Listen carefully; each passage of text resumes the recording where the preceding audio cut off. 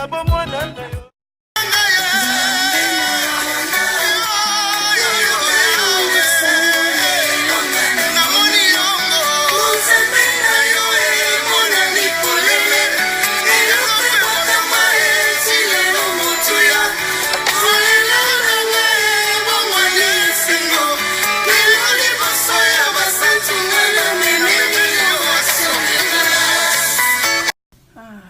Nzamba munene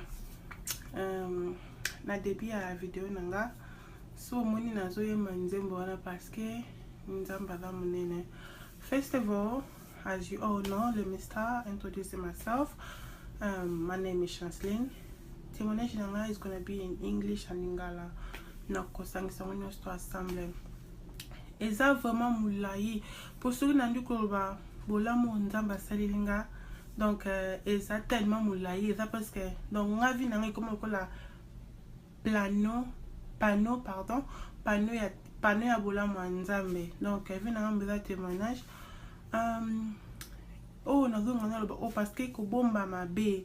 na bana nzambe ke soka dimisinga likambo yo na okanga munoko te pona kanga to. Le 29 août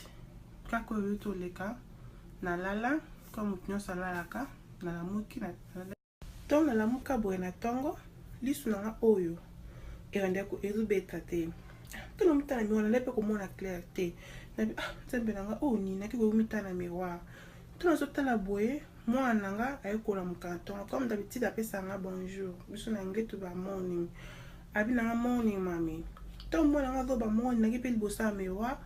to na répondre morning na moni ke na zoloba mupandi ba mona gangi na binzambe nini lus na penda ko comme mutu asali AVC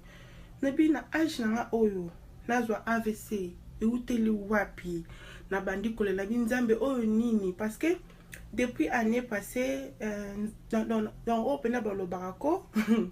na kutani na oyanga donc depuis année passée na donc ti ano na tikra na on ku za témoignage me susu na bina nzambe nyos na koko permettre me oyo te nzambe langu ya na eko kende hôpital na eko bonga mana batema na ndeko lela makasi na ba même que na ko esa ba kamfa na ngate parce que na linga na faire paniquer bango te na eko kende hôpital to na ko hôpital to na batalinga babi na ke non eza babenga ngo ber passé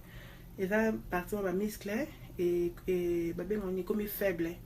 Donc ba mususu babika kanango ba mususu babika te donc la question nazo loba na ba mupandi biso nango zo beta te donc temps na zo sanga bona ndia kolela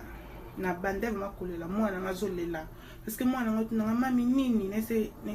tia na ibiti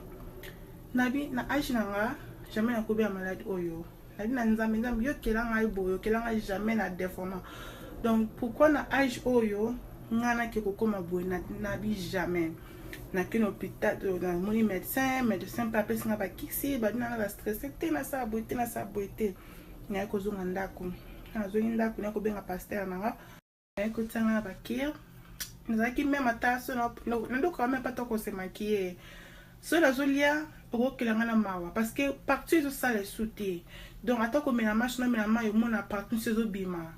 élection na moni bon moment na lela na bi jamais na lela nango na pakola même maquillage na même la vidéo na pakola maquillage na bongama na bana nzambe ke ngana botama na des photos ke langa parce que ngana bi ke nzamba ke lelo amabete mais na tika jamais ko dans des photos donc ça veut dire que maladie o eza ngate place se wuti batinda pas mutu fa batinda te parce que ngana maladie ko ko na nzoto na ngate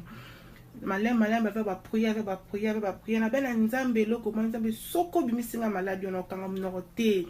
pour banda ne passer. Donc nzamba faire passer na ba preuve moko ke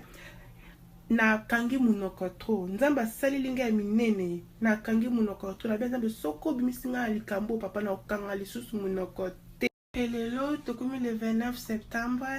lelo na zongi kolia normal ça fait une semaine ngo lisu na zongi normal munoko na pe zongi normal na zongi koloba normal donc yango na koyebisa mutu moko okozala ozopase na baepreuve moko ya vie ndeko na ngai kolemba te koloba te ke nzambe atiki yo nzambe atikaka te aza wana azomona azoyoka kolela na yo zaka na confiance na ye zana kondima ke eloko moko te eza impossible pa nzambe parce que nzambe alobi na makomi na ye ko ata soki oleki na moto nde nini ekotumba biso te ata toleki na mai tokozinda te donc naye koyebisa mutu moko azolanda ngai lelo eza eloko moko te eza impossible pa nzambe za toujours na confiance nzambe am a living testimony donc naza na batémoignage ebele donc nakanga trop kobomba mabe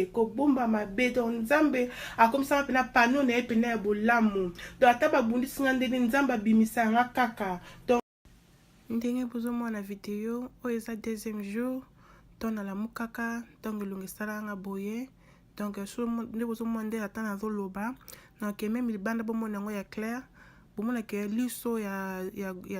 droite ya gauche ezobeta te pardon na monoko ndenge ezanga mopanzi awa siko bomona quelques jours après na mi nanga na bis mais so bote liso wana bomona ke liso nanga na gauche bomona ke eza différent na moninga na mosusu donc awa vraiment nazalaki na pasi ata kolia yango ezalaki na pasi mais malgré tout ça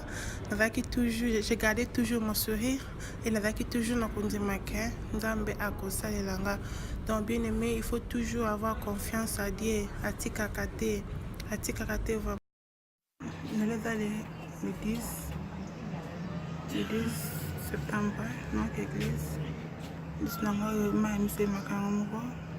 Miss Oscar quelques semaines après vidéo on a fait na camarade quelques jours pardon mais malgré tout ça nazo yembela nzambe nazo kumisa nzambe parce que naza initiative akotanga bolamu na nzambe moko sima mosusu na vinanga nayoki moto parce que lekebele donc c'est ça yango na kolendisa mutu moko ata sozo passer na ba moment nini yeba ke nzambe azali kola ba problème na yo nzambe azali kola malade na yo nzambe azali kola situation nyonso zo passer zaka na confiance na nzambe ozomona kotika te ko kamara te ko abandonner te ko bateke nzambe atikaka te ngana za preuve wana nzambe a faire passer na ba moment moko donc ce qui nzambe te peut-être te beta maso mususu mais chaque fois babundisaka nzambe azongisa kutu double okutu ke peut-être o babotoli donc yango na kopesa merci